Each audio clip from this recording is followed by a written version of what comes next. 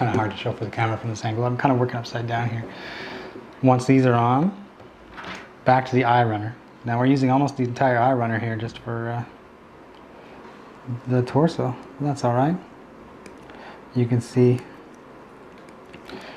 without me even explaining, you have an idea of where these pieces are going to go. This one goes on this side. If I line it up properly, that is. This one on this side. Like this, and the beloved E runner makes another appearance here while I get these two small pieces. And these pieces are not undergated, so I don't have to take the time to worry about those. Which is good because we're building this for the camera.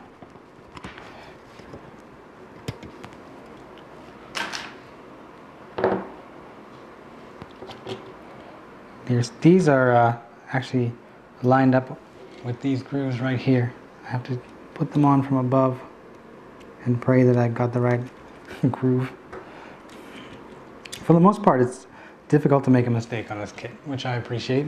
It's the first time I've tackled a PG, and the way they've designed it and the way the manual is laid out, I haven't encountered a problem yet.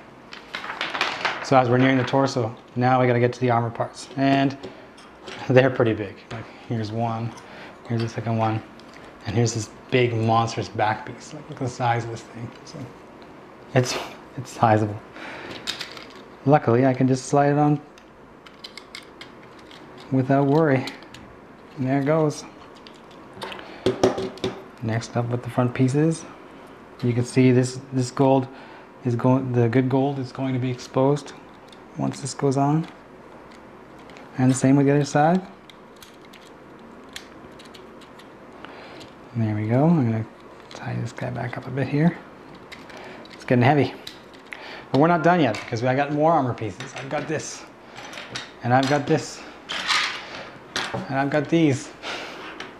So first off, let's just go with this big boob piece. It says to come in from above, so let's see if I can get these grooves lined up properly. There's a little spacing here at the back, which will take both sides of these armor. Are you done with that?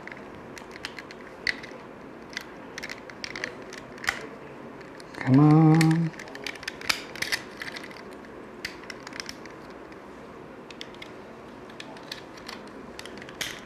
There it goes. These pieces are actually, they're sizable, but they're actually flexible enough that you can manipulate them into place, because they have to kind of snake around this blue armor that you've already put in place here. See how I did?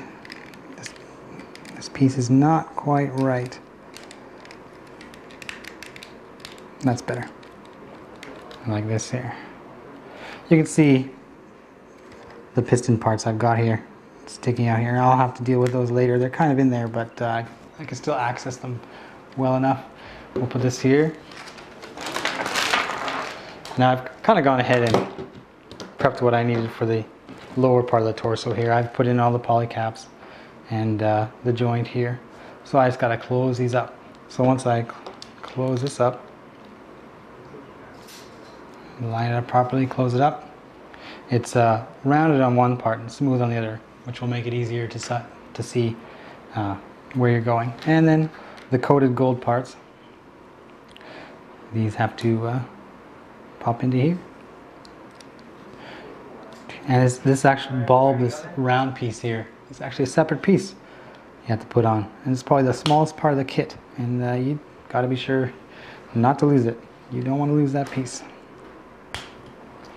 Getting to the end here. So here it is. Now first it says to put on these armor pieces, so I will take these off. Now this piece is definitely going to be showing some of these gate marks, so I'm going to take my knife here and tie them up. Otherwise I won't be able to sleep at night knowing I left them there.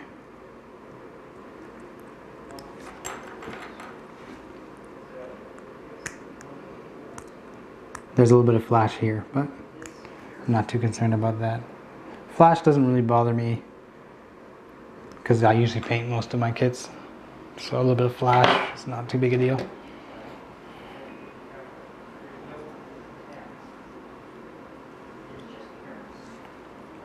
Now, if I do this properly,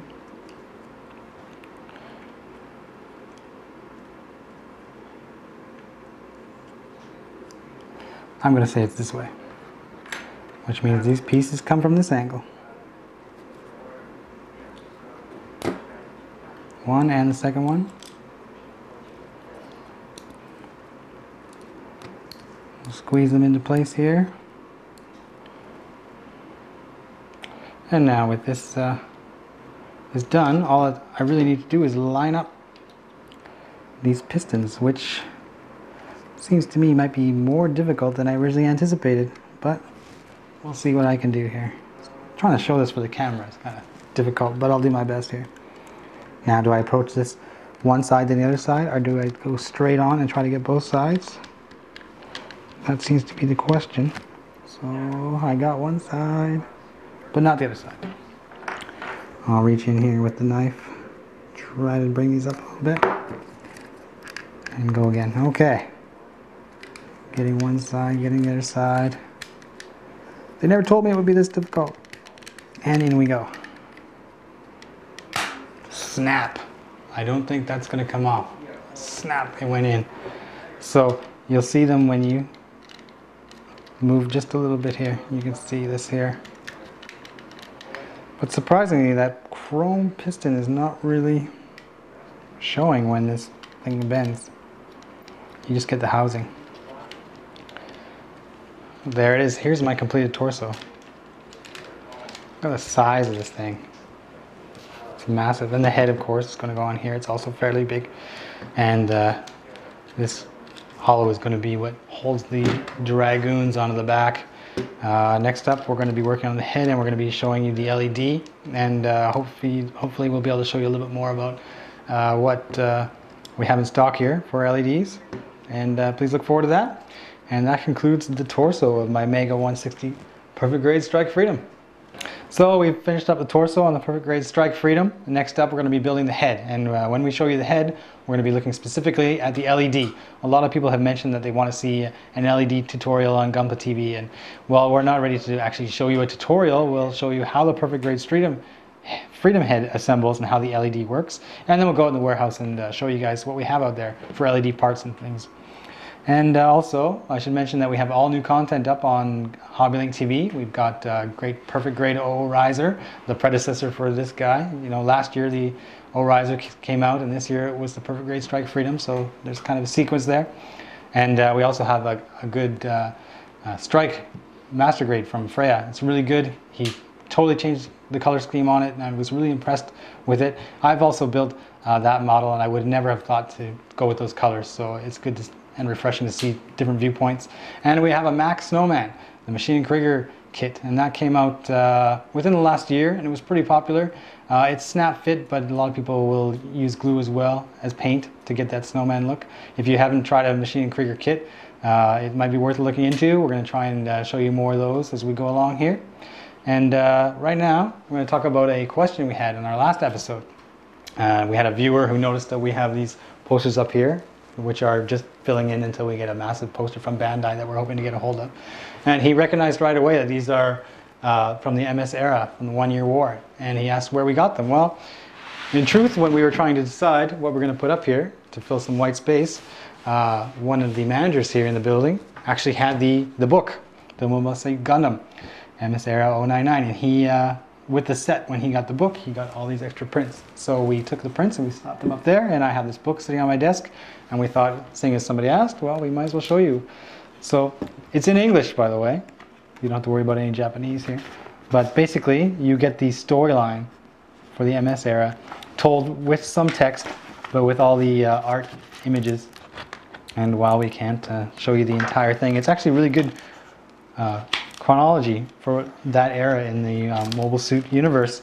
If you don't know the Mobile Suit universe very well, like myself, This kind of book is really helpful to understand, how the story starts and where everything's spun off from.